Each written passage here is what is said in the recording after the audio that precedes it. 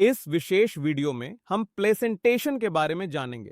तो प्लेसेंटेशन की बात करें तो अंडाशय के अंदर बीजाणुओं की व्यवस्था, इस विशेष व्यवस्था को ही प्लेसेंटेशन कहा जाता है।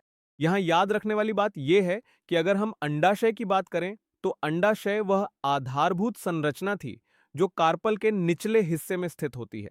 अब इस अंडाशय के अंदर जो गुहा होती है उसे ओवेरियन कैविटी या लोक्यूल कहा जाता है। इसके अंदर प्लेसेंटा मौजूद होता है और इसी प्लेसेंटा पर विभिन्न बीजाणु जुड़े होते हैं।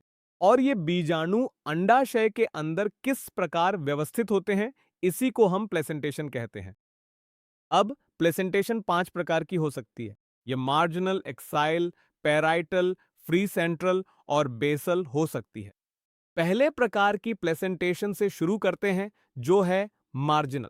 अब मार्जिनल प्लेसेंटेशन के मामले में प्लेसेंटा वेंट्रल स्यूचर के साथ एक रिज बनाएगा। तो वेंट्रल स्यूचर के साथ एक रिज होगा और इस विशेष रिज पर बीजाणु दो कतारों में उपस्थित होंगे। मार्जिनल प्लेसेंटेशन का एक बहुत सामान्य उदाहरण मटर है।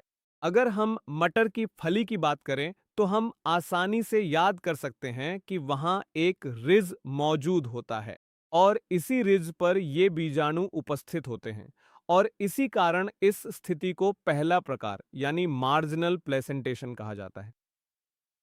दूसरी स्थिति की प्लेसेंटेशन एक्साइल है। अब एक्साइल प्लेसेंटेशन के मामले में बीजाणु केंद्रीय धुरी से जुड़े होंगे। तो यह केंद्रीय धुरी है और इस केंद्रीय धुरी से हम देख सकते हैं कि विभिन्न बीजाणु जुड़े हुए हैं। तो ये वे बीजाणु हैं जो जुड़े हुए हैं। यहां एक महत्वपूर्ण स्थिति यह होगी कि सेप्टा उपस्थित होंगे। तो बीजाणु धुरी से जुड़े होंगे और सेप्टा उपस्थित होंगे। अगर सेप्टा उपस्थित हैं तो हम देख सकते हैं कि यह अंडाशय गुहा विभिन्न लॉक्यूल्स में विभाजित हो जाती है। तो इसमें ये मल्टीलोक्यूलर लोब्यूल है।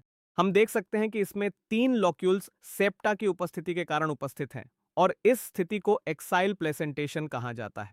एक्साइल प्लेसेंटेशन के उदाहरण हैं चाइना रोज, टमाटर और नींबू। इस विशेष एक्साइल स्थिति की तुलना फ्री सेंट्रल प्लेसेंटेशन से की जा सकती है। फ्री सेंट्रल प्लेसेंटेशन के मामले में भी अगर हम देखें तो बीजाणु केंद्रीय धुरी पर जुड़े होते हैं। यहां भी ये केंद्रीय धुरी से जुड़े हुए थे। इस मामले में भी ये केंद्रीय धुरी से जुड़े हुए हैं और ये बीजाणु हैं, लेकिन इस मामले में सेप्टा उपस्थित नहीं है।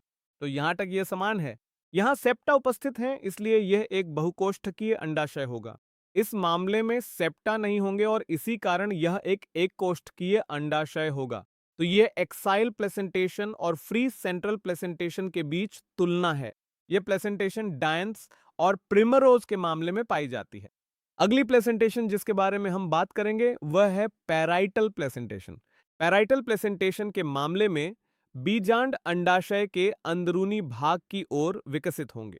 तो यह अंडाशय था और बीजांड अंडाशय की भीतरी दीवार पर विकसित हो रहे हैं और इसी कारण इसे पैराइटल कहा जाता है।